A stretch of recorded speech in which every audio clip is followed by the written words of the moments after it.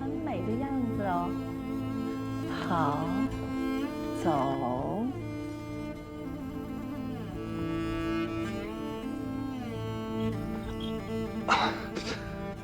多谢，多谢太太救我，我要去科尔沁打仗的地方。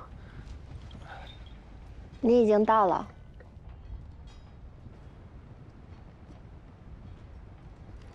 你的妹子现在是我的闺女了，你想娶她吗？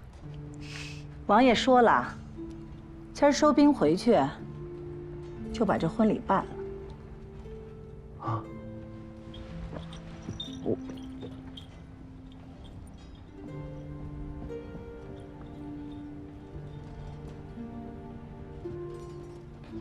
好好养伤，仔细你的脑袋。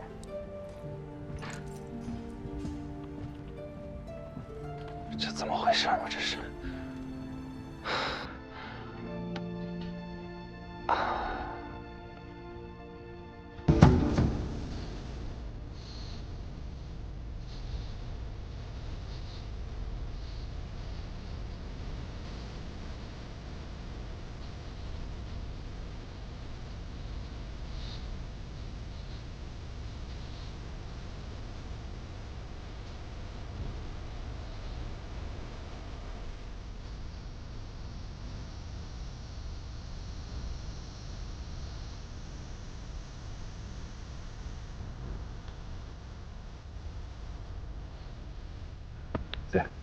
别看了，喝酒吧。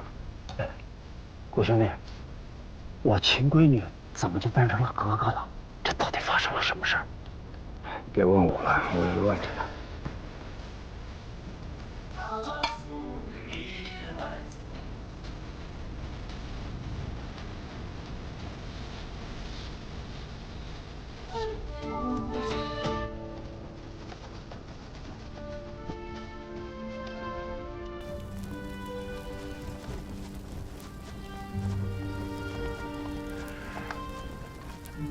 这次敌人不战而退，咱们喝这杯酒，可不是因为打赢了。从乌珠穆庆一直到长城，都是一家人。咱们兄弟之间打打仗，算不了什么。可现在，有人拿着火枪冲进来了，草原不会安宁了，天下要乱了。我下定决心。绝不会跟敌人低头。如果你们和我一条心，就把这杯酒干了。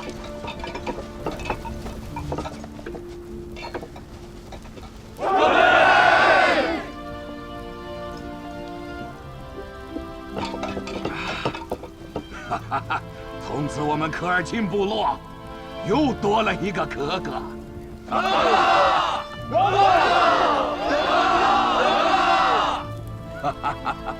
你们都见过格格了，额驸你们还没见过。我让额驸出来跟大家喝杯酒。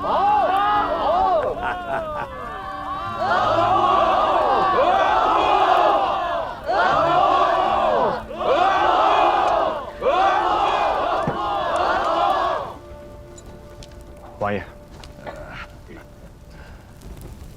我们的额驸给我们带来了我们最需要的药品，险些被汉龙这个狗贼坏了事，总算是立了一个功劳，所以我放心，将格格嫁给他。额驸，你想要什么奖赏？土地、牧民，还是做个大将军，带兵打仗？王爷，我有一个请求。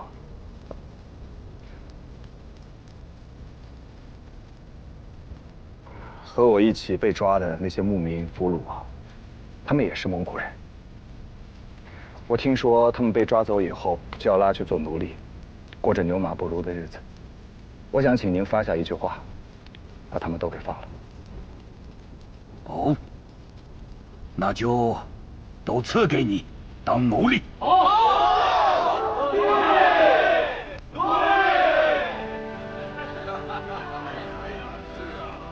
我自己做过奴隶，我知道那种感觉并不好受，所以我不想任何人去做我的奴隶。我的意思是，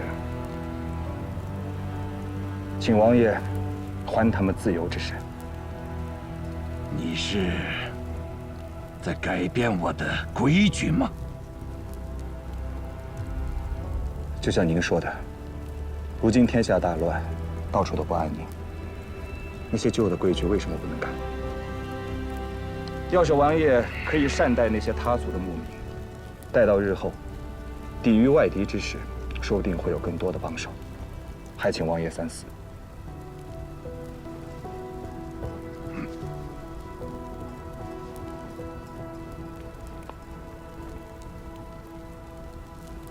没有战俘奴隶，我拿什么奖赏那些立功的人？你是什么人？干坏我的规矩！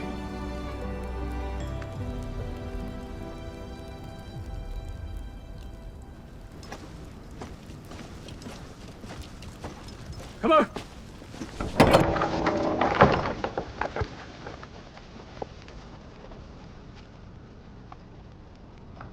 奉科尔沁科夫令，释放所有人等。你们有家的可以回家，无家可归的留在部落里种五季、牛羊、帐篷。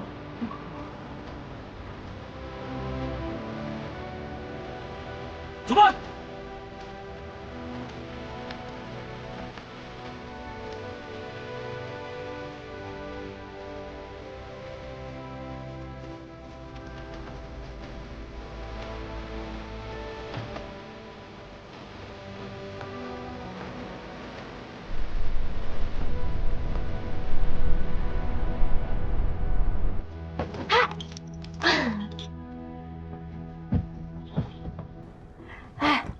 他们都说我们的这位额驸仁慈的像天神一样，释放了那么多战俘和奴隶，你真应该出去看看。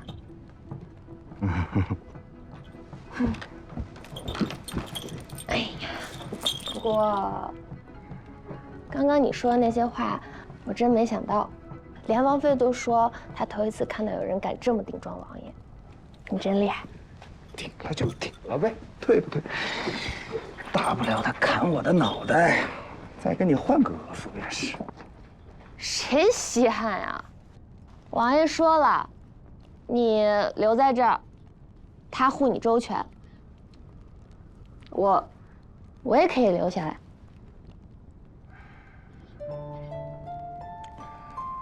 要是没有你常玉儿，几个古平原也都死透了。我如果还是自由身，就留着在草原上，每天骑骑马、放放羊，挺好的。可惜我不是啊。多大点事儿啊！头回见你这样，连死都不怕，说话绕这么多弯子，不就是流放吗？你没让朝廷逮住，就算是让我逮到。你这个哥哥是真哥哥，我这个额驸啊是假冒的。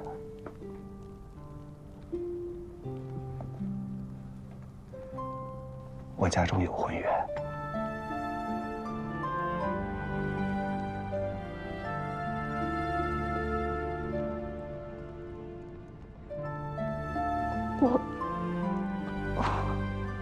我倒没听你提过。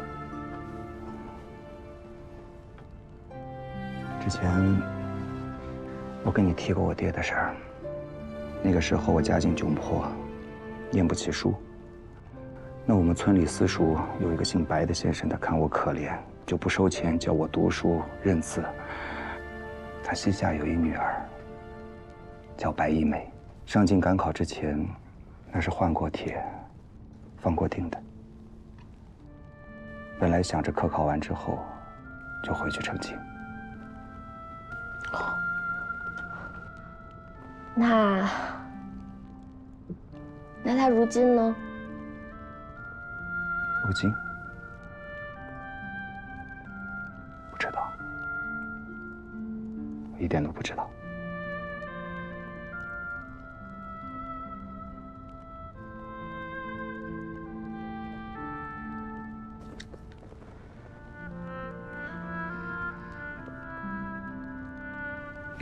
不管怎么样吧，我觉得咱们也是一起经历过生死的。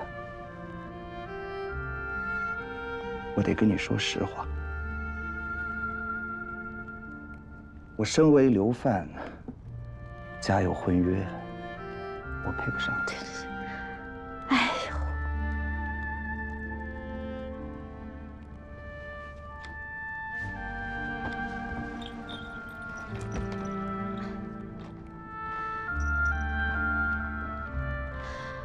我看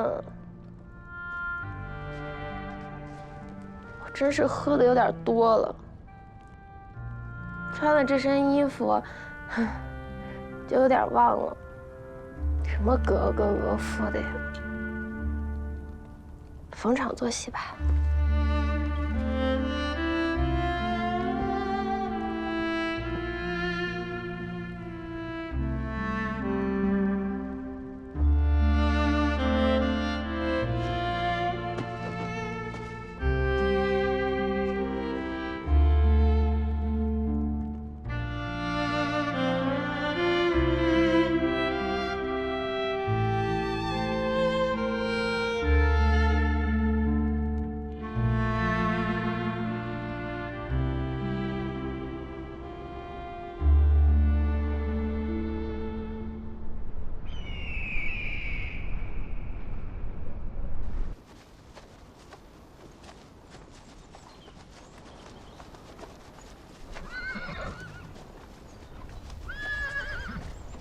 王爷，请留步。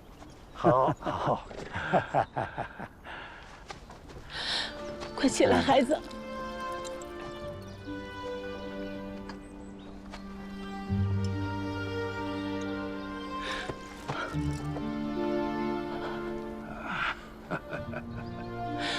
王爷，我太喜欢这个孩子了。金银珠宝也不稀罕，我把这个玉佩给你。如果有朝一日你碰到麻烦，就找人把这个玉佩带过来，天南海北，科尔沁的勇士都会赶到，替你处理麻烦。尤其是你身边这个麻烦。我看这小子呀，他不是真心要娶你。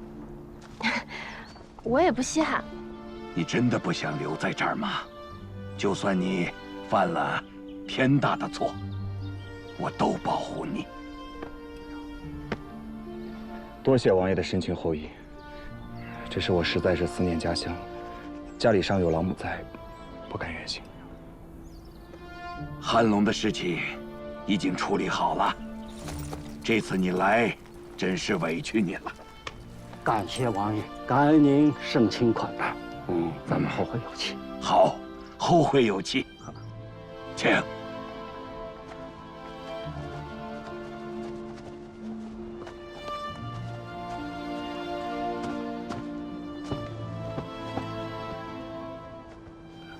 保重，保重，孩子。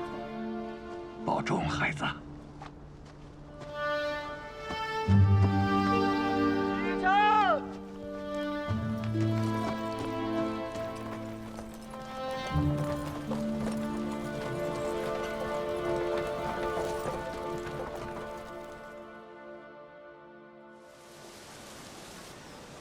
这里边是地契，还有储备金，现银你随身带着，平遥的票号你亲自管。这个您放心，票号这个东西，拼的就是财力。难道李家的财力还比不过他们不成？那岂非笑话？话不能这么说，做生意最重要的就是齐心协力啊！我听说山西的商人非常团结，这点很重要。老爷，有句话，我不知当讲不当讲。你说，家里有人说，下这么大成本去山西搞票号生意，是不是有点得不偿失啊？难道天下只有山西人能做票号生意？我也是这么对他们讲的，我是怕您跟南边走得太近了，会不会有些太冒险？我有我的布局。哎，爹，我都收拾好了。那就好。临行之前，我有几句话要叮嘱你。孩儿恭领教诲。咱们这是第一次到山西人的老窝里讨食吃，不知道有多少人在看我们的笑话，你不要掉以轻心。是，孩儿定不会折了李家的威风。李家有什么威风？做生意如同打仗，多打几仗就是了。你不要恃富而骄，也不要骨子里瞧不起人，那是富商大贾之地啊。到那之后要多学多问。是，当铺跟银号是一进一出的关系，银钱不能流通的太快，也不能流通太慢，这里面的利害关系。行了，到那你亲自做就都知道了。我可告诉你啊，你这次去是先锋官，不行的话我亲自上。到时候可别怪我挥泪斩马谡。得令啊！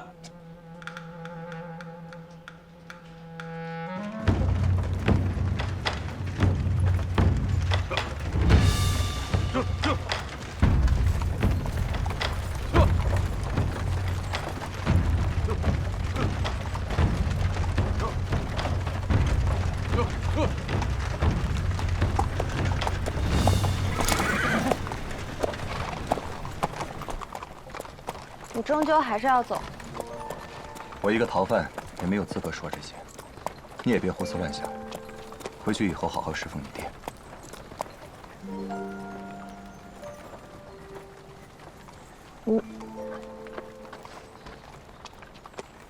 你将来会来看我吗？我是说，跟白小姐成完婚。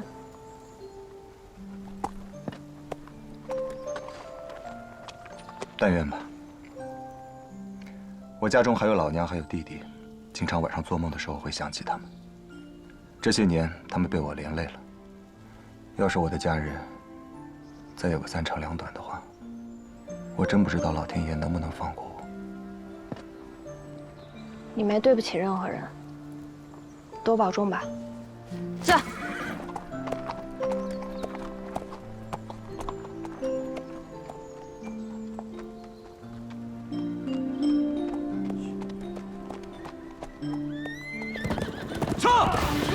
逃犯古平原下马受擒，长司一并锁了，窝藏逃犯，控罪相担。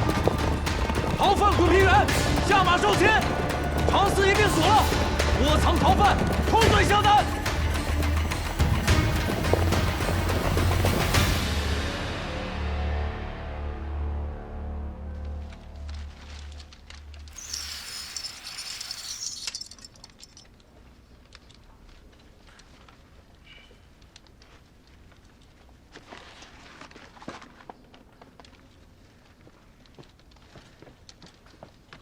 老爷，县太爷来了。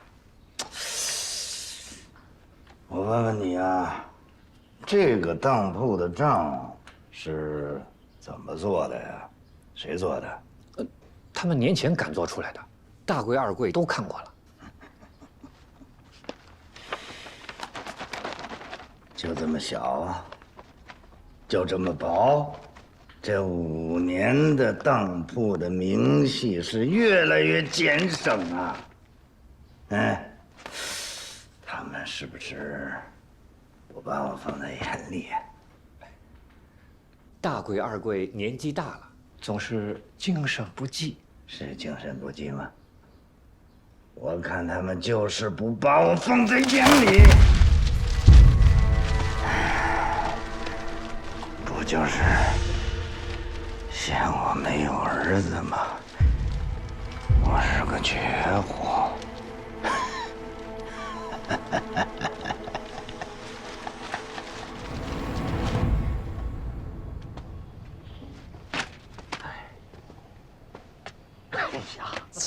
我可是等你好久了。哎呀，玄尊大人来了，有失远迎啊。长子那事儿闹得那么大的动静儿，压不住了，我没法向大家交代。哼，你要跟谁交代啊？这府有府台，道有道台，我一个小小的7品顶子，不交代能成吗？再有啊，那长嗣身边的犯人，可是个流人，是从宁国塔逃出来的。咱们要是把他给交上去，那可是大功一件呐。上面还派了游骑将军领着兵抓人。你现在让我把事儿压下来，我哪有这天大的本事啊？不行，您得给我指条明路啊！我听说那个犯人本事很大呀，长嗣去关外买盐，就是因为得到了他的援手，把生意给做成了。这到科尔沁草原呢，又是这小子帮忙。哼，100万军中，直闯王爷的宝藏，有点意思，有点意思。这马上啊，就到了官员考察政绩的时候了。我也想向上运动运动，缺功劳。这几年咱们相互照顾着啊。哎，你就费点心，把这功劳给我，行吗？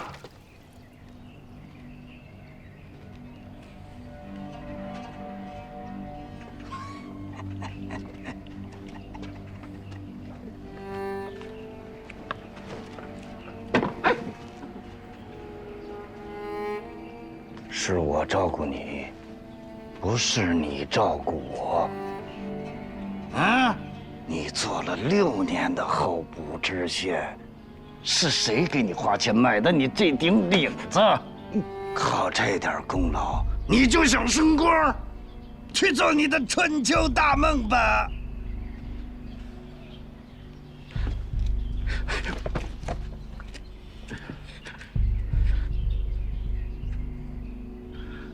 我再帮你一回，你呀，去跟府台大人讲，就说那个人不是流人，你搞错了，案子正在查。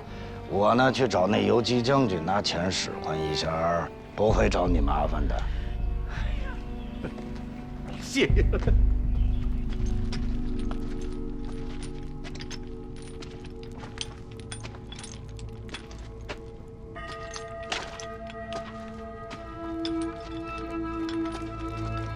我真是想不明白，谁干了这个缺德事儿？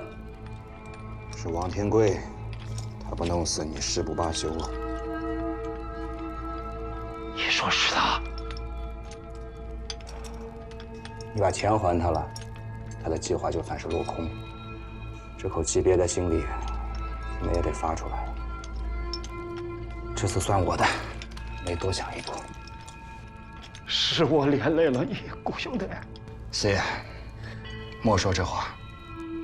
咱们是生死之交，是我连累你才对。不就是一套宅子吗？就算你把宅子给他，又能怎样？这种小人，你越是让步，他越是得寸进尺。既然现在已经得罪他了，且往后看吧。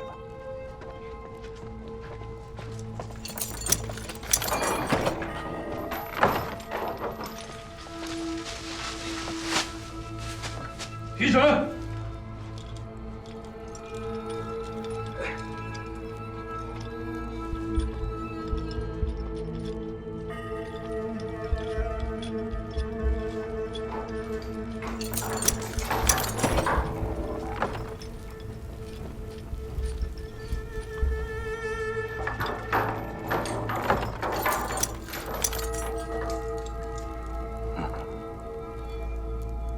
你小子真行啊！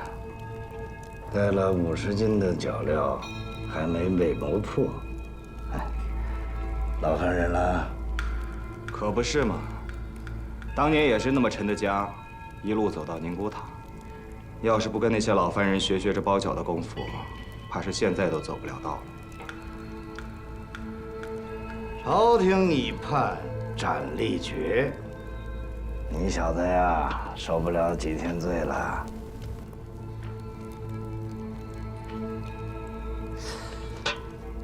这个窝藏罪犯也是死罪。你说你小子死也就算了，还把别人给坑了。我看到不了秋天呀，就得向你道喜喽。嘿嘿嘿嘿。犯人睡着了？废什么话呀！就你这样的，穿上龙袍也不像太子，还想冒充县令？回去多读2年书吧你！给我少废话！现在我在这儿舒舒服服的活着，是你快要死了。你还以为你自己是书生啊？你的功名都被革了。我来看你，那就是看个死人。那你跟死人废什么话呀？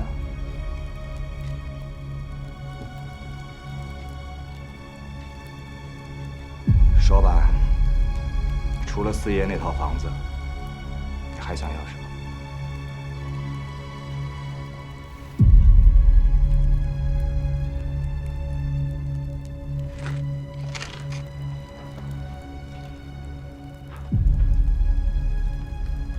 你想要什么？我能相信你吗？你呀，对我这个人不了解。我们做生意的呢，最讲究信用。虽然做生意有很多阴谋诡计，但是最怕的就是说了不算。好，那我要四爷他们全家平安。说说你的条件。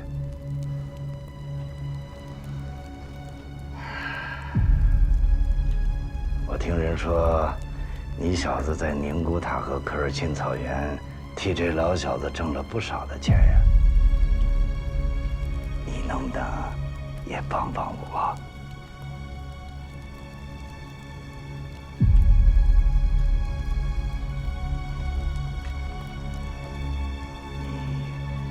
你了解当铺吗？我祖上留了间当铺，在我手里越做越大。当铺做得好，首推安徽人，灰骆驼吃苦耐干，也有眼力。记大红色嫁衣一件，衣襟磨损，虫腻鼠咬，上下有无字无配饰，当银4钱。